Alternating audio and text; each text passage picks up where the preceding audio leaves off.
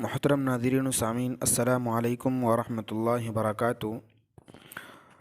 ہمارا گزشتہ سبق چل رہا ہے ہر فرد کے لیے مناسب رویہ اختیار کیجیے۔ یہ سبق کافی لمبا ہو گیا ہے۔ ہماری کل بات ختم ہوئی تھی، حضرت ابو بکر کو جب کبھی غصہ آ جاتا تو آپ کے چہرے سے جلال ٹپکنے لگتا۔ حضرت عمر رضی اللہ تعالیٰ عنہ آپ کے ہمدم و ہمراہی تھے۔ رسول اللہ صلی اللہ علیہ وسلم کی وفات کے بعد مہاجرین و انصار خلیفہ کے چناؤ کے لیے سقیقہ بنی ساعدہ میں جمع ہوئے تو عمر رضی اللہ تعالیٰ عنہ بھی اپنے رفیق و ہمدم ابو بکر صدیق رضی اللہ تعالیٰ عنہ کو ساتھ لیے وہاں پہنچ گئے۔ عمر رضی اللہ تعالیٰ عنہ اس واقعے کی روداد بیان کرتے ہیں کہ ہم سقیقہ بنی ساعدہ میں لوگوں کے پاس گئے۔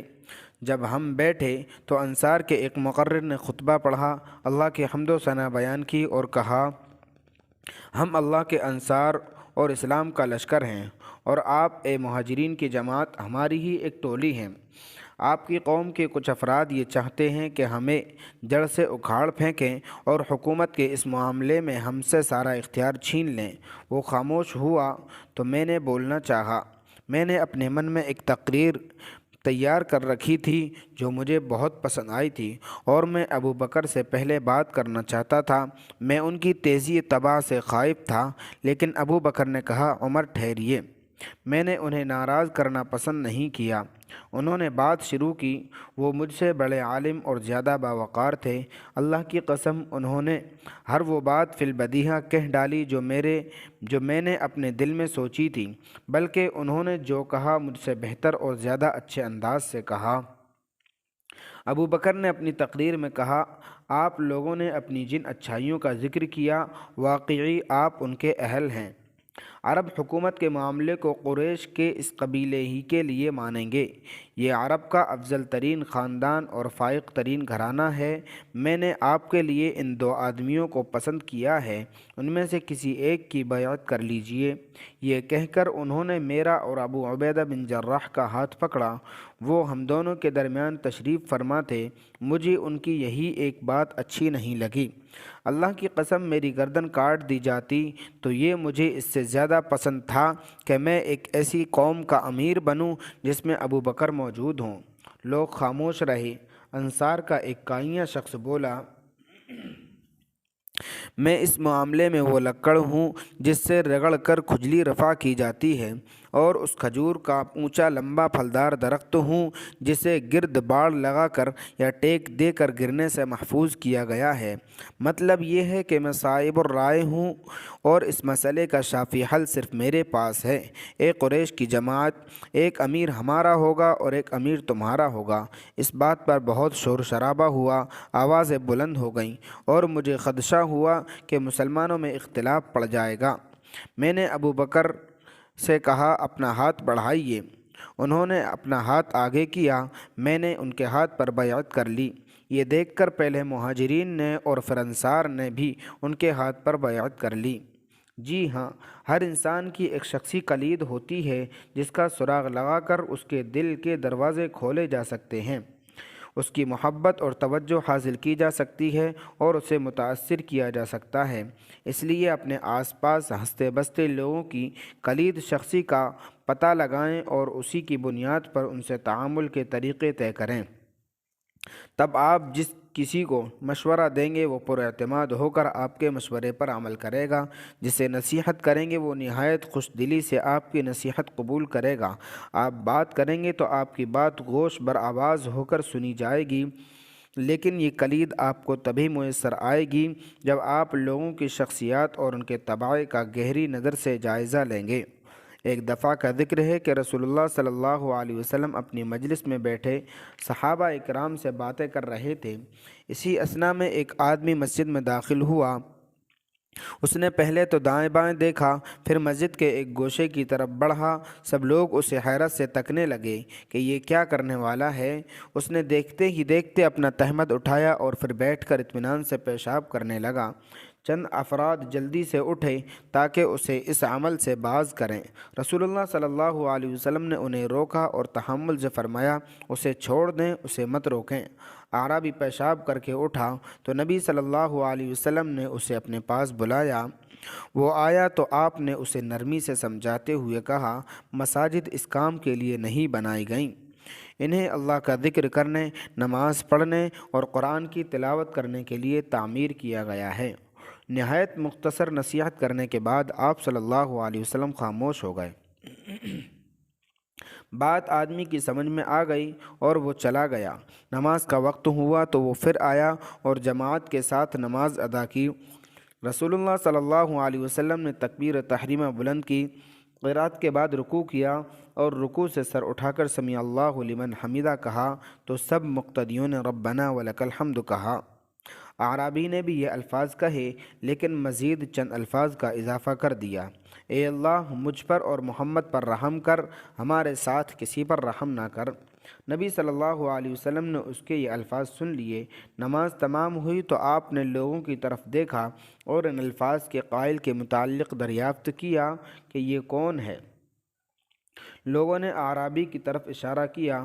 رسول اللہ صلی اللہ علیہ وسلم نے اسے آواز دی۔ وہ قریب آیا تو معلوم ہوا کہ یہ تو وہی شخص ہے جس نے کچھ دیر پہلے مسجد میں پیشاب کیا تھا۔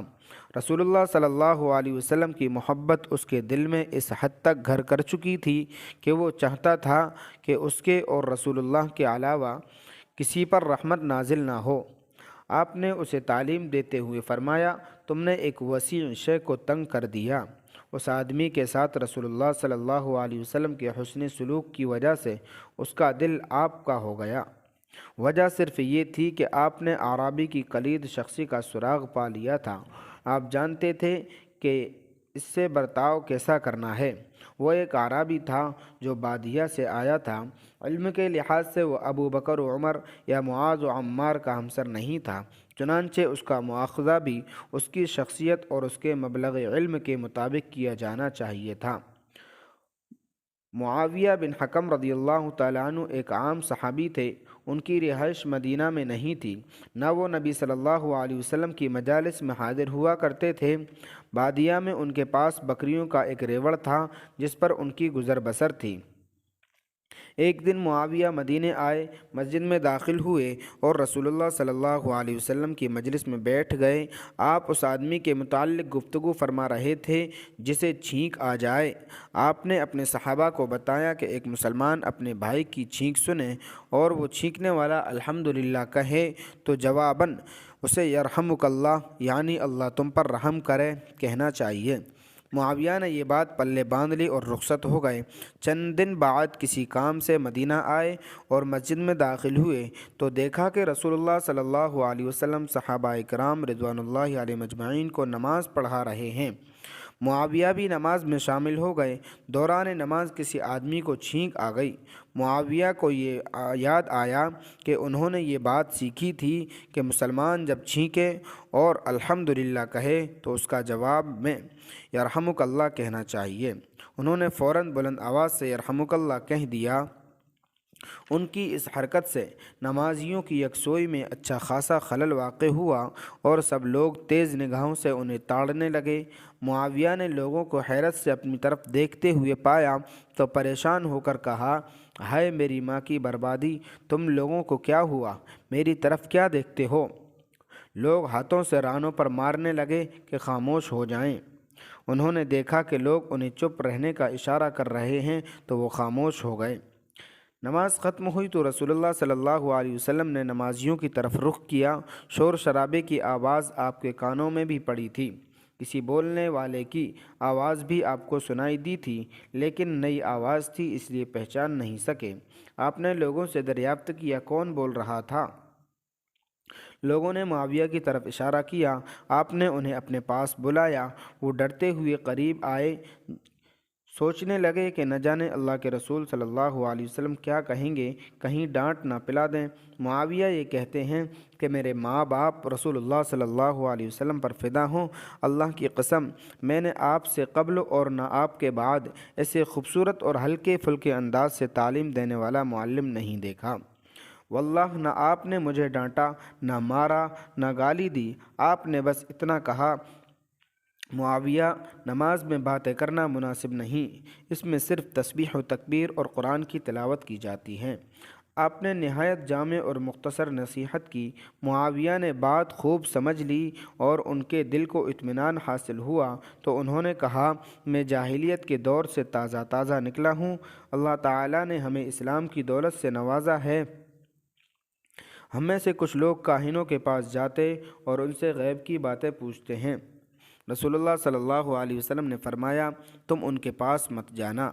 معاویہ نے کہا، اور ہم میں سے چند لوگ برے شگون لیتے ہیں۔ آپ نے فرمایا، یہ ان کے دلوں کے وسوسے ہیں، ان کے ارادوں میں یہ واہمیں بالکل رکاوٹ نہ بنیں۔ مسجد میں پیشاب کرنے والے اعرابی اور نماز میں باتیں کرنے والے شخص سے رسول اللہ کا یہ طرز عمل ان کے احوال کے عین مطابق تھا۔ عوام کا غلطی کر جانا بعیض عدم کا